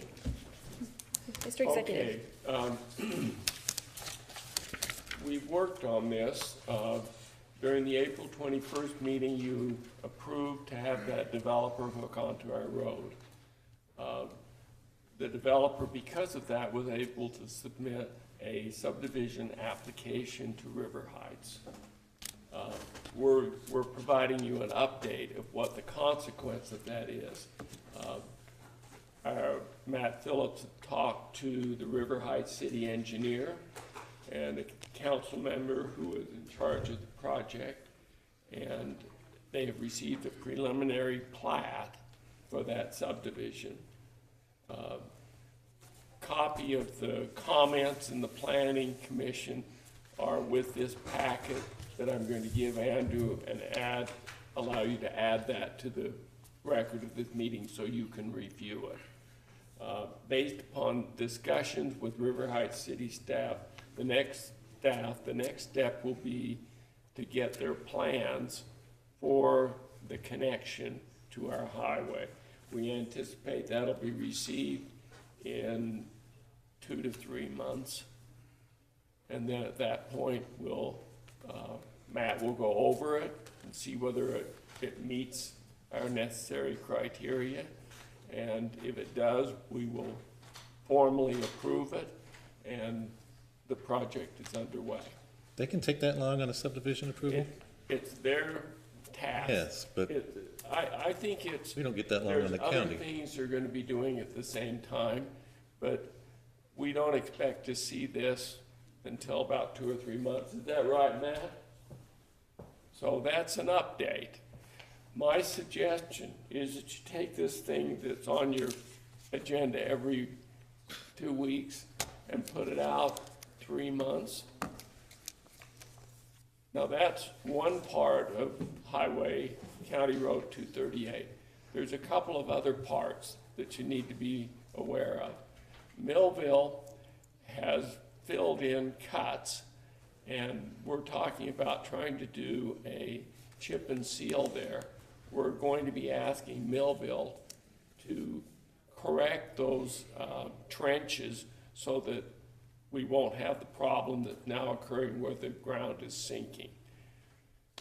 Providence has asked us to work with them in getting school crossings done because they're changing what was a middle school to an elementary school, so they want additional crossing.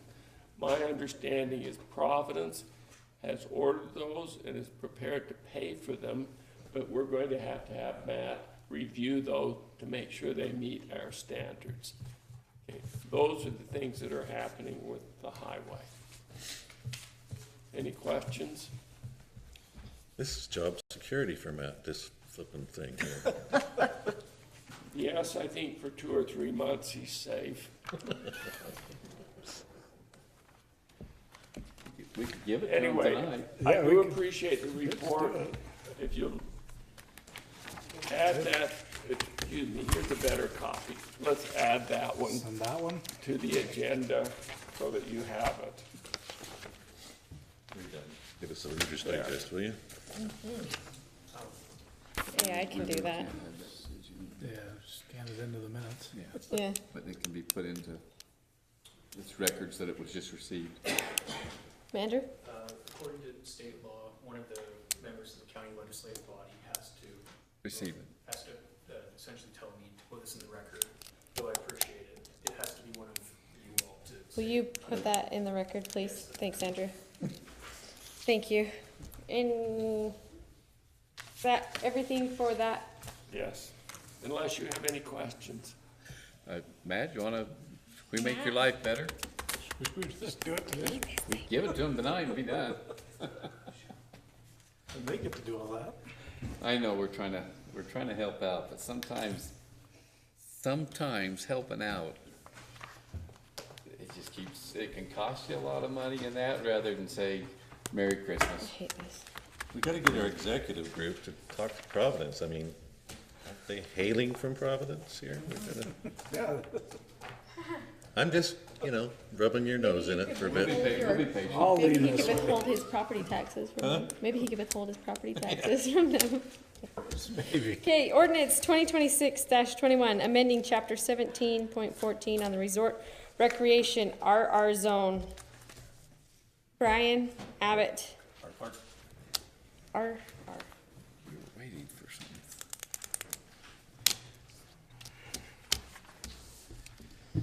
We've gone over this before. You have any questions? You want me to go through the whole thing again?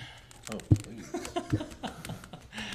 Please, Angie and I did meet with Sandy and Andrew the other day. Kind of went over any concerns she had. I thought that was a good meeting, and we came to a pretty good understanding. I don't know if we want to wait till she gets back or go for it.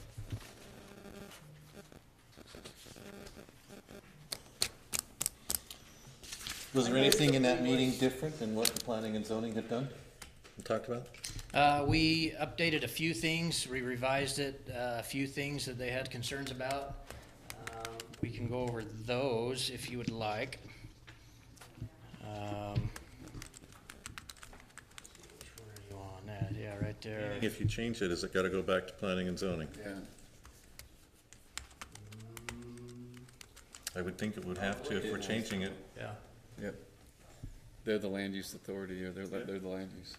So if we change it, or it has been changes, it's gotta hit the P and Z again. Yeah, we just cleaned up the format a little. It was A, B, C, D, now it's A, 1, 2, B, so Formatting. if we need to take it back to them, we Substantive changes are. Pardon? Substantive changes are. Yeah, we just kind of cleaned up the format and added some numbers. So did we have a question on the land use authority, who that was? Did that get clarified in there? Yeah, yep. Yeah, it got clarified, got here and there, so.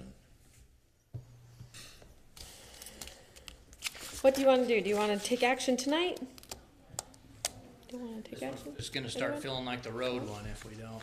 Just perpetually be on. Just keep rolling forward. So you're saying there's no wording or anything different, it's just the layout? Yeah. Still though. Dean, is P and Z the land use or what? If it's not substantive, if it's just formatting, that doesn't need to go back to planning. Okay, Yeah, the original, the one from May is on there, all the same, except the format of it.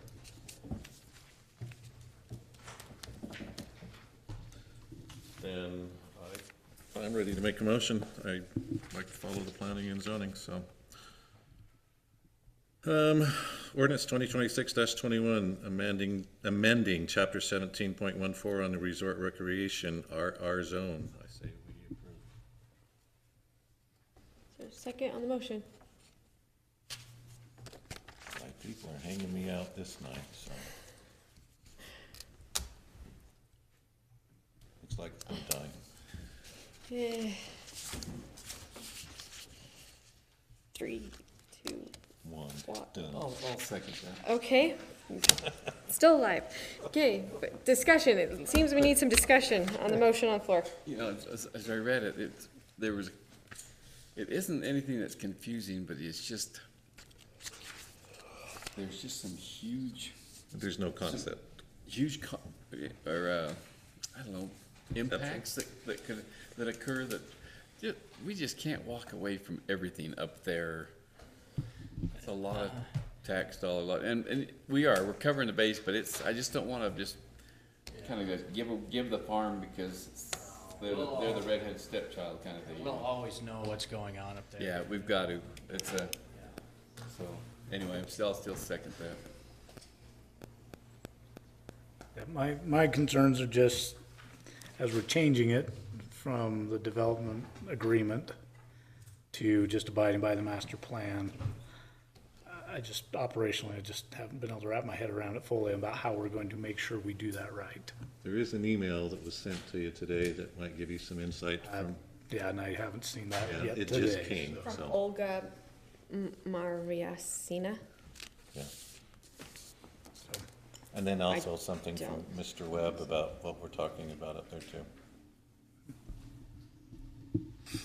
And their master plan is way more involved than even our code. Right, yeah, but just ensuring we enforce or follow, Yeah.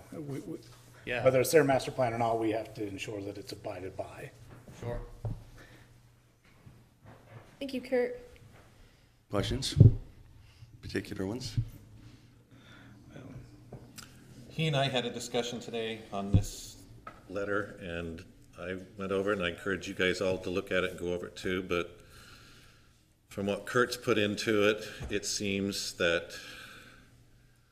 my concerns is everybody kept saying the county was going to get all this money and everything else. I don't think we are, but I think we're not going to be spending money and everything there too. So net on revenue and cost, right?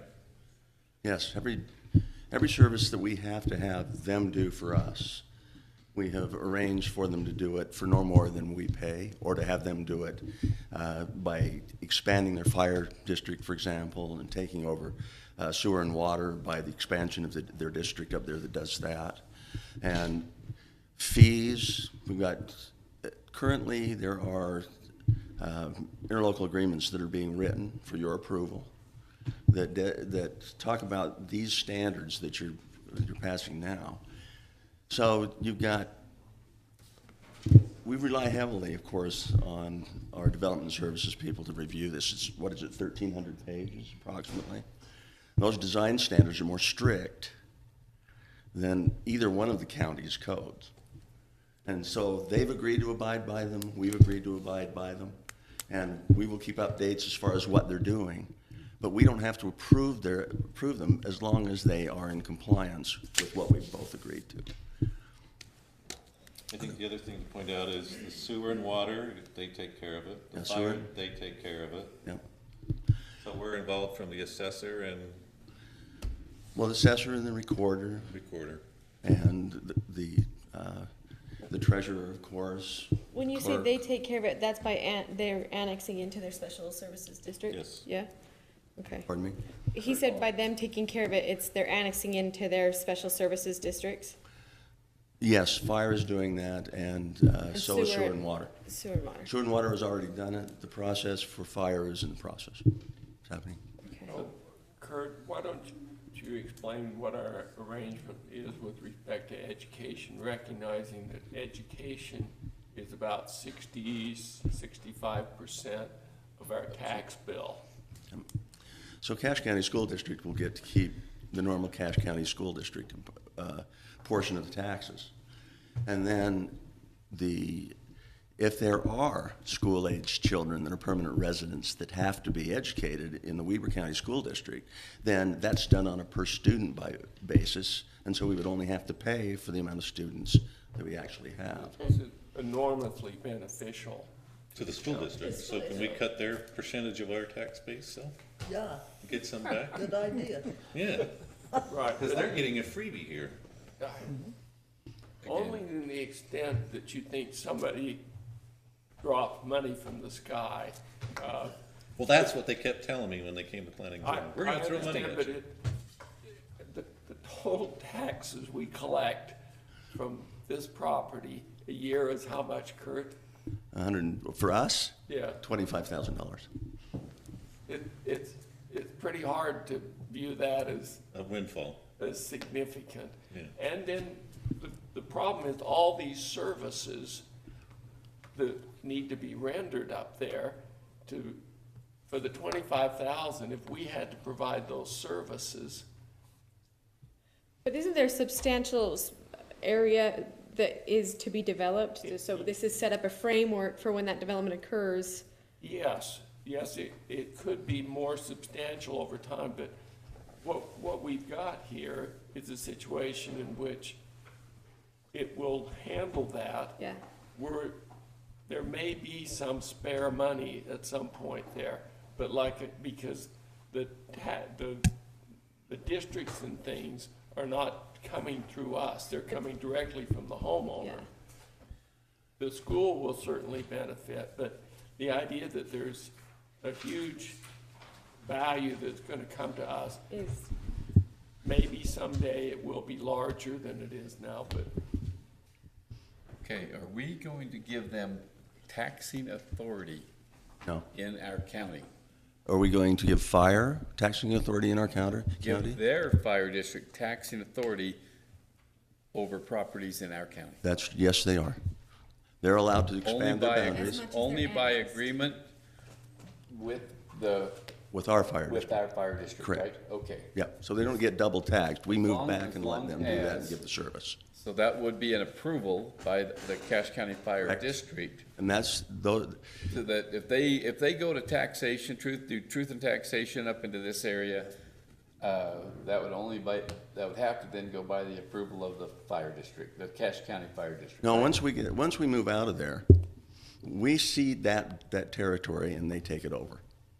So from then on, the taxation, all of that is done by Weber Fire as a separate taxing entity. So it's just a one-time action for us. Their Let me- a district little background covers there. that area, and so does their water and sewer. Yeah. The reason that this is important, Dave, is because the original agreement was that we would pay them what they charge for fire. Turns out they charge 4 times as much for fire as we do. So, for example, of the $25,000 we collect, they wanted $19,000 of it just to do fire. So in order to negotiate that, we had to figure out, could they expand their territory for fire? And went back and forth on that for a long time, and finally got good counsel from the Utah Association of Special Districts that said yes, they could do it. And there's just been a lot of back and forth with Weber County on issues other than development services. Development services, I've relied heavily on development services to negotiate and to massage those design standards so that we were protected. So I'll let them speak to that. But as far as the other things, it was my understanding that we needed to provide these things, we couldn't provide them. Everything we can provide, we're still providing. Everything that we can't provide and had to either pay them to do, or that we had to have them expand territories so that we didn't have to tax it or do it, In every one of those cases, it's not going to cost us any more than we would have paid ourselves. And that was a concern all along. The only thing that's up in the air, I disclose this, is that the sheriff has negotiated with their sheriff to do it on an hourly basis. Since there's hardly anybody over there right now, he felt that that was the most economical way to do it. That is not quantifiable right now. So that could change, and we may have to renegotiate that at some point. But that's the only one that doesn't have strict parameters. Okay. I really compliment Kurt and Development Services for dealing with a very complex problem here. I would like to say thanks to the executive group, because this is far more than we've got than what we had before, because we were being told we were going to make so much money, and I just kept disagreeing with that it just didn't work out. So at least we're on a path. Albeit crestfallen.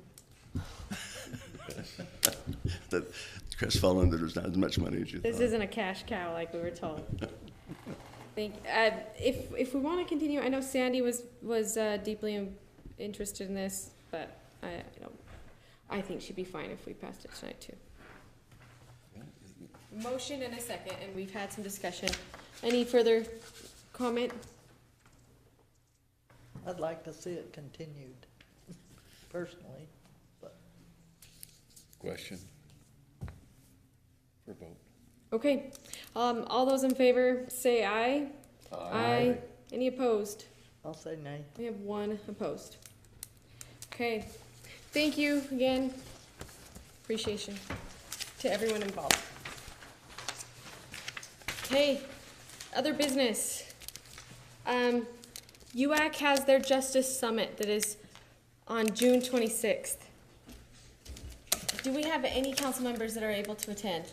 Where's it at? Sandy will be going, and I will be going, since we're part of the CJCC, as will the county attorney and the county sheriff. Okay, so we do, it is in Salt Lake? Technically Murray, but yes. Murray. So we do have representation from the county that will be attending, and if others are able to attend, please communicate with Andrew. Got a list of upcoming parades. We need to make sure that we are registered for any of these parades if we want to participate. So do you guys know your calendars? Or I think we're planning for, do you have us registered for Hiram and Lewiston? Lewiston. The Lewiston organizer has not gone back to me, but the other ones I believe have registered you. Cool, thank you. And is all of these? All of these are registered? Or D? No, just up Just- until, so Nibley, Hiram, and Lewiston. Okay. The ones I was talking about so far. Okay. Great. Is anyone able to attend Nibley besides me? I'll be out of town, sorry. Where's that at? Such a great parade. We've talked a lot about It this. is a good one. Oh, well, we'll see. It might be intimate. Might just be a parade of one. Okay. Council member reports. We'll start. Joanne. I don't have anything. Okay. Nolan.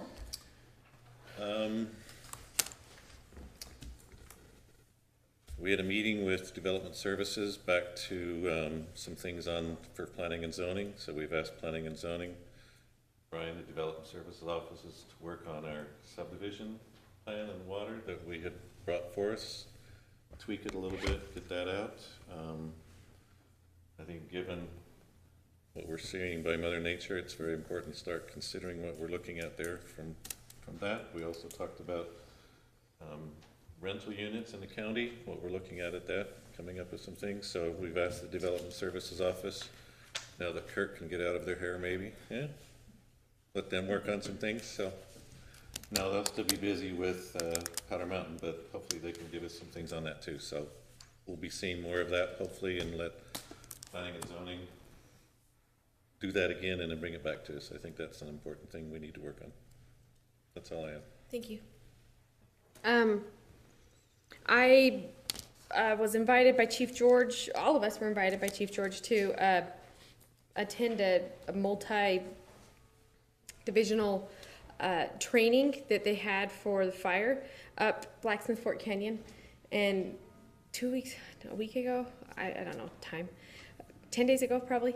And I went up there and it was super interesting. They had, he'll probably correct me, but I think they had representatives from the forest, like the U.S.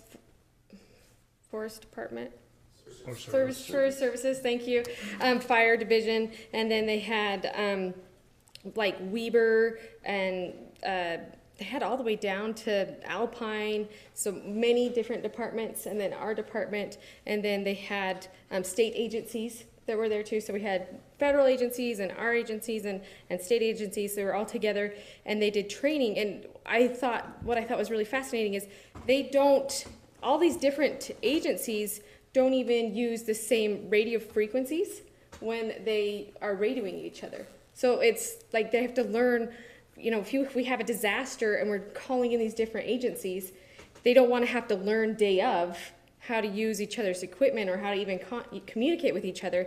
So they are, having these multi-departmental trainings so that they can be prepared beforehand. And they had videos showing me how they were, our department was guiding the chopper with the bucket into the inflatable swimming pools to fill it up with water, and how they could learn to do that. Now, again, before disaster, they showed me all sorts of different drills that they had learned. I had dinner with them. It was a really great experience, and I enjoyed it very much. And that we have great staff, and I'm glad that we were able to see the training and that we were able to host that training. They really appreciate it, and everyone there appreciates the county. And I think that all the different departments, I think we won something, or maybe it was Alpine. I don't know. I'll say we won. Alpine had such a fancy rig up there. It was really fancy, but ours was humble, but it was okay. We still were really represented well. But I really enjoyed that. Going in the same vein as fire, we had a meeting where we had an informal workshop to listen to those that are employed in the different fire departments across the county, as they have expressed concern for not being able to give voice and to be heard. And it was just 2 hours of listening to them and their concerns that they have with the fire district. And hopefully they felt that they had an opportunity to speak, and we listened to them, and that their concerns were taken into account. So that was last week. And we have another meeting with the fire department fire district on Thursday. So lots going on with the fire district.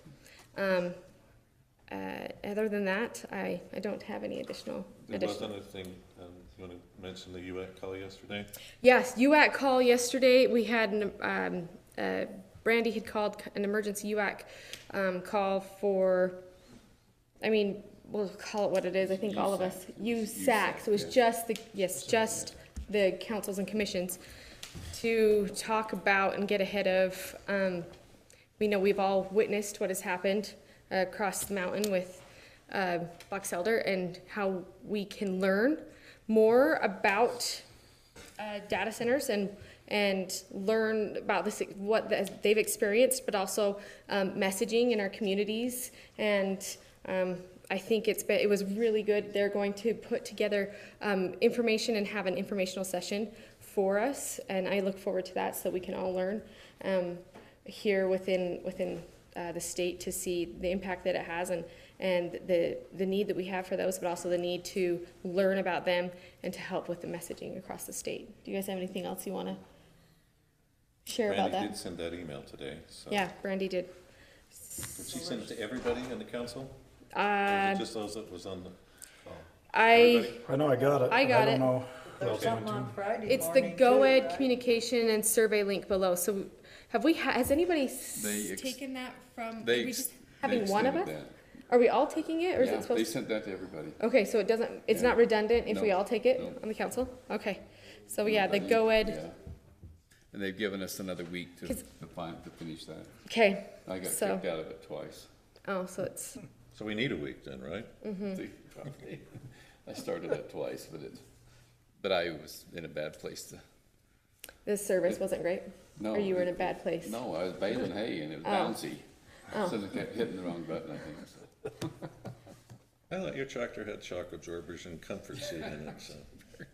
So yeah, we have a week, we have until next Friday. This Friday to take that test, that survey. So, the Opportunity Zone survey. So encourage everyone to hop on and take that survey. Dave? It was interesting in that, listening to that last Monday morning, or yesterday morning, it was really interesting. It just, whatever comes out, an announcement of anything, it's just really interesting how certain factions grab it and try to just make it like a bigger issue than really what it is. And I'm not talking just DC data center. I'm talking about anything that comes out. It's just like, you know, we gotta blow it up before we really look at it. And I felt bad for a lot of our fellow commissioners over there in Box Elder County, is they're just trying to work through things, and they also have the same, you know, respect for private property rights as anybody else. But anyway, it's tough. It's tough right now. But Problems, Mida. you know, it's. I think if we go into a lot of these things and look at a lot of this stuff just a little more open-minded, I think we'll get better results on everything, whether it passes or not, kind of thing. We just need to go through a little bit more open-minded on everything that comes our way. But anyway, as far as other reports, there's a lot of moving parts right now, it seems like, going on and everything. I don't know if you guys feel the same way. Am I wrong? I mean, there's just a lot of, you know, I feel like we're in a rubber room sometimes because there's a lot of things going on, and I wish we could kind of just methodically kind of pull some of those and maybe just vegetate on those later and come up with some, you know, not everything is as high a priority as we think it is sometimes, so that's it. Mark?